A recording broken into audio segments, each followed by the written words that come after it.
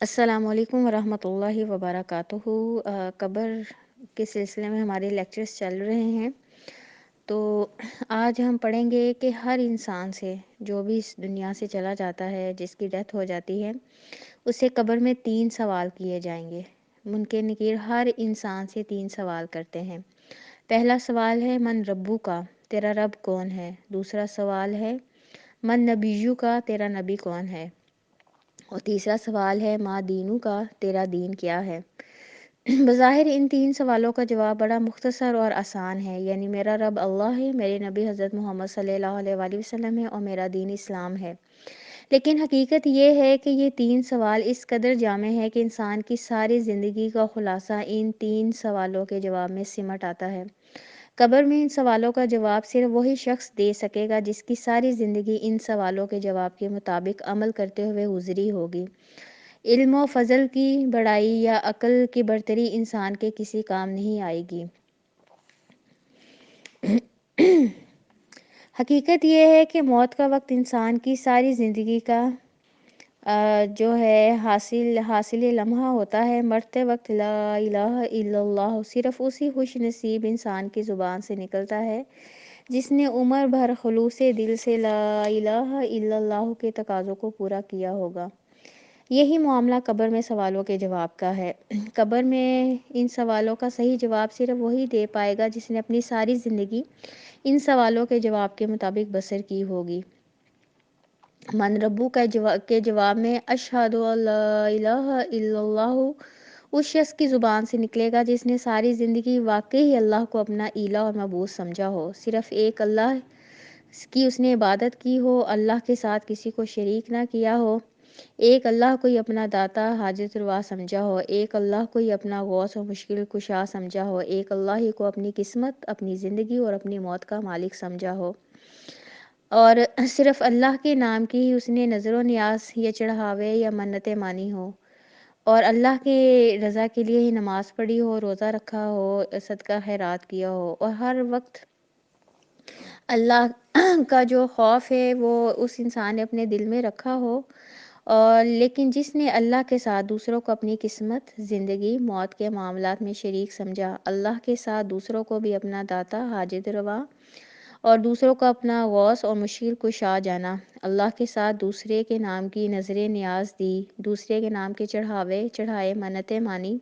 دوسروں کے نام کے صدقہ خیرات کیے، اس کی زبان سے لا الہ الا اللہ کیسے نکلے گا؟ ایسے ہی معاملہ دوسرے سوال کا ہے، من نبیو کا جواب ویسے تو بہت مختصر و آسان ہے، یعنی اشہد ان محمدن عبدہ و رسولہ، کہ میں گواہی دیتی ہوں کہ حضرت محمد صلی اللہ علیہ وآلہ وسلم اللہ کے بندے اور اس کے رسول ہیں۔ لیکن اس مختصر اور آسان جواب کا تعلق بھی انسان کی ساری عملی زندگی کے ساتھ ہے۔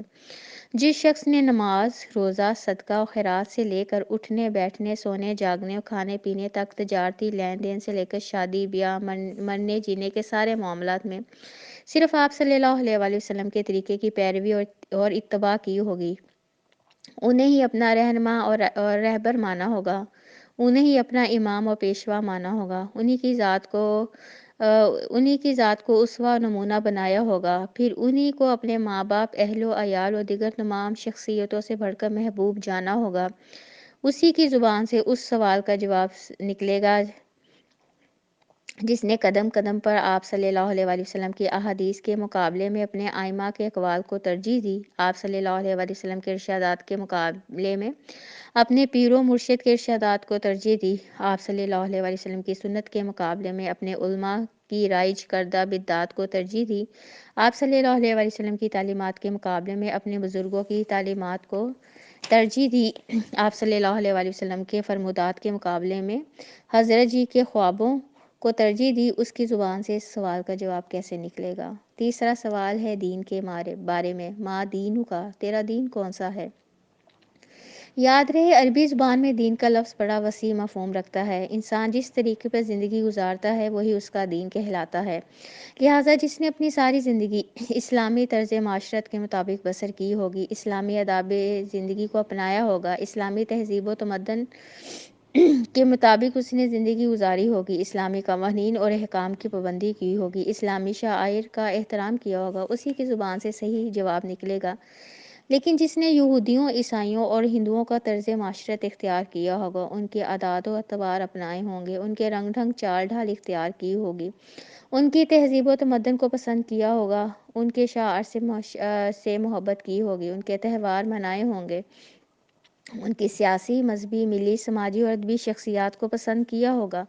ان کے قوانین کی پیروی کی ہوگی، ان کی زبان سے میرا دین اسلام ہے کیسے نکل سکتا ہے؟ امتحان خواہ چھوٹا ہو یا بڑا، اس کا نفسیاتی اثر ہی اتنا شدید ہوتا ہے کہ زیادہ تر لوگ امتحان سے پہلے ہی نروس ہو جاتے ہیں۔ جو لڑکے کمرہ امتحان میں تیاری کے بغیر آتے ہیں ان کی تو بات ہی چھوڑیے، جو لڑکے سال بھر محنت کرتے رہتے ہیں بعض اوقات وہ بھی اس قدر نروس ہو جاتے ہیں کہ اچھے بھلے یاد کیے ہوئے سوالوں کے جواب انہیں بھول جاتے ہیں۔ حالانکہ دنیا کے امتحان میں سوائے ناکامی کے خوف کے کوئی دوسرا عنصر شامل نہیں ہوتا۔ لمحے بھر کے لیے تصور کیجئے کہ قبر کی تاریکی اور تنہائی، غیر انسانی مخلوق، ہاتھوں میں لوہے کے ہتھوڑے، زندگی میں پہلی بار آمنا سامنا، ناکامی کی صورت میں سزا کا خوف، نہ کوئی چھڑانے والا، نہ راہ فرار۔ لوگوں کی اکثریت کو تو یہ عالم ہے کہ اگر رات کے وقت کوئی شخص اچانک دروازے پہ آ کر دستک دیتے تو خوف سے خون خشک ہونے لگتا ہے، پولیس کے ادنیٰ سے سپاہی کو اپنی طرف آتے دیکھے تو پسینے چھوٹ جاتے ہیں، بند کمرے میں بیٹھے بیٹھے بجلی چلی جائے تو تاریکی میں چند منٹ بیٹھنے سے انسان خوف محسوس کرنے لگتا ہے۔ صحابہ کرام نے اسی خوف کے پیش نظر آپ صلی اللہ علیہ وآلہ وسلم کی خدمت میں عرض کیا، یا رسول اللہ صلی اللہ علیہ وآلہ وسلم، جس آدمی کے سر پر فرشتے ہتھوڑے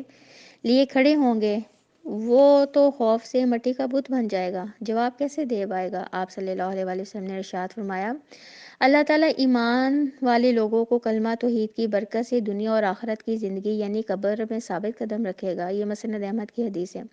حضرت عائشہ نے بھی آپ صلی اللہ علیہ وسلم کی خدمت میں ایسے ہی خوف کا اظہار کیا، یا رسول اللہ صلی اللہ علیہ وآلہ وسلم، میں تو ایک کمزور عورت ہوں،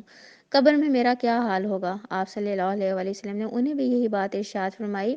اللہ تعالیٰ اہل ایمان کو کلمہ توحید کی برکت سے قبر کے سوال و جواب میں بھی ثابت قدم رکھے گا۔ بعض دوسرے صحابہ کرام کے سوالوں کے جواب میں بھی آپ صلی اللہ علیہ وسلم نے یہی بات دہرائی، جس سے یہ دو باتیں معلوم ہوتی ہیں۔ نمبر ایک، قبر کے امتحان میں کامیابی کے لیے سب سے پہلی اور بنیادی شرط عقیدہ توحید ہے، لہٰذا ہر مسلمان کو اپنا عقیدہ شرک اکبر یا شرک اصغر سے پاک و صاف کرنا چاہیے، پھر اسی پر اپنی زندگی کے سارے اعمال کی بنیاد رکھنی چاہیے۔ نمبر دو، آپ صلی اللہ علیہ وسلم کے ارشاد مبارک سے دوسری بات یہ معلوم ہوتی ہے کہ عقیدہ توحید پر عمل پیرا ہونے کے باوجود قبر کے امتحان میں ثابت قدم صرف اللہ کے فضل و کرم سے ہی انسان رہ سکتا ہے، لہٰذا اپنے عقائد اور اعمال کی اصلاح کے بعد اللہ تعالیٰ سے ہمیں دعا بھی کرنی چاہیے، اپنے گناہوں کی معافی بھی مانگتے رہنا چاہیے۔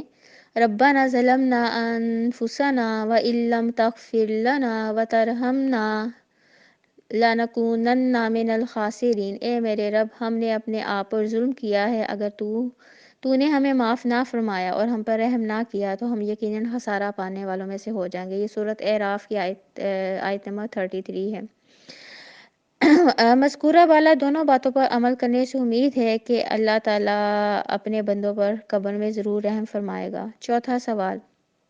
قبر میں مذکورہ 3 سوالوں کے بعد ایک اور سوال بھی پوچھا جائے گا، کامیاب ہونے والے خوش نصیبوں سے اور ناکام ہونے والے بد نصیبوں سے۔ کامیاب ہونے والوں سے فرشتے سوال کریں گے کہ تمہیں ان سوالوں کا جواب کیسے معلوم ہوا؟ مومن کہے گا، میں نے اللہ کی کتاب یعنی قرآن پاک کو پڑھا، اس پر ایمان لایا، اس کی تصدیق کی۔ یہ احمد اور ابو داؤد کی حدیث ہے۔ اور ناکام ہونے والے بد نصیبوں سے فرشتے پوچھیں گے، یعنی تو نے نہ جانا نہ پڑھا، یعنی قرآن پاک کو نہ جانا نہ پڑھا، پھر اس کے دونوں کانوں کے درمیان لوہے کے ہتھوڑے سے مارا جائے گا اور وہ بری طرح چیخنے چلانے لگے گا، جس کی آواز جن و انس کے علاوہ ساری مخلوق سنتی ہے۔ یہ بخاری اور ابو داؤد کی حدیث ہے۔ مومن و کافر سے کیے گئے اس چوتھے سوال سے 4 باتیں ثابت ہوتی ہیں۔ نمبر ایک، قرآن مجید ہی وہ کتاب ہے جو ہمیں ممکن ہے کہ تینوں سوالوں کا ٹھیک ٹھیک جواب مہیا کرنے کے لیے کافی ہے۔ نمبر 2، قبر کے امتحان میں صرف وہی لوگ کامیاب ہوں گے جو قرآن پر ایمان لائے، اسے پڑھا، سمجھا، اس پہ عمل کیا۔ نمبر 3، مرنے کے بعد کافر اور مشرک پر سب سے پہلا جو فرد جرم عائد کیا جائے گا وہ یہ ہوگا کہ تم نے قرآن مجید پڑھنے اور جاننے کی کوشش کیوں نہیں کی۔ نمبر 4، قرآن مجید نہ پڑھنے اور نہ سمجھنے کے جرم میں مجرم کے دونوں کانوں کے درمیان یعنی دماغ پر ہتھوڑے مارے جائیں گے، جس کا مطلب یہ ہے کہ دماغ اللہ نے قرآن مجید پڑھنے اور سمجھنے کے لیے دیا ہے، اس دماغ کو صحیح مقصد کے لیے استعمال نہ کرنے پر کافر کو یہ سزا دی جائے گی۔ چاروں نکات سے یہ اندازہ لگانا مشکل نہیں کہ ہر مسلمان کے لیے قرآن مجید کو پڑھنا، سمجھنا، اس پہ عمل کرنا کس قدر اہم اور ضروری ہے۔ قرآن مجید کے فیوز و برکات و اجر و ثواب اپنی جگہ مسلم ہیں، لیکن نزول قرآن کا اصل مقصد انسانوں کی ہدایت ہے تاکہ وہ گمراہی سے بچیں اور آخرت کے عذاب سے محفوظ رہیں۔ ارشاد باری تعالیٰ ہے، جو شخص میری ہدایت کی پیروی کرے گا وہ نہ دنیا میں گمراہ ہوگا نہ آخرت میں مصیبت یعنی عذاب میں مبتلا ہوگا۔ یہ سورۃ طٰہٰ کی آیت نمبر 123 ہے۔ اسی طرح سورۃ بقرہ آیت نمبر 38 میں اللہ تعالیٰ فرماتے ہیں، جو شخص میری ہدایت کی پیروی کرے گا اس کے لیے نہ خوف ہوگا نہ وہ غم کھائیں گے۔ یعنی دوسرے الفاظ میں ہم کہہ سکتے ہیں کہ جو لوگ قرآن مجید نہیں پڑھیں گے، اس پہ عمل نہیں کریں گے، وہ یقیناً گمراہ ہوں گے، نیز آخرت کے عذاب میں بھی مبتلا ہوں گے، اور اس عذاب کی ابتدا قبر سے ہی ہو جائے گی۔ اس اعتبار سے ہونا تو یہ چاہیے تھا کہ اس زندگی میں ہماری سب سے زیادہ محنت، سب سے زیادہ وقت، سب سے زیادہ صلاحیتیں قرآن مجید کی تعلیم حاصل کرنے میں صرف ہوتی۔ قرآن مجید کی تلاوت ہمارے روزمرہ معمول کا مستقل حصہ ہوتی۔ قرآن مجید کی سماعت ہمارے دل و دماغ کے سکون کا باعث بنتی۔ صبح شام ہمارے گھروں سے قرآن پاک کی آوازیں آتی۔ ہمارے بچے بلوغت سے قبل قرآن مجید سے اس قدر مانوس ہوتے کہ عمر بھر اس کی تلاوت اور اس پہ غور و فکر کرتے، لیکن افسوس کہ سب سے زیادہ بے توجہی اور سب سے زیادہ جو ہم برا سلوک کرتے ہیں اس دنیا میں اپنے ذات کے ساتھ ہی کرتے ہیں، کیونکہ قرآن پاک کی جو تعلیم ہے اس کو ہم اہمیت نہیں دیتے، کیونکہ قرآن مجید ہی آخرت میں کامیابی کا ضامن ہے۔ کیونکہ جو دنیا کی زندگی ہے برزخ کی زندگی ہے اور آخرت۔ برزخ کی زندگی سے مراد ہے قبر کی زندگی اور آخرت۔ ان تینوں زندگیوں میں اگر ہم کامیابی چاہتے ہیں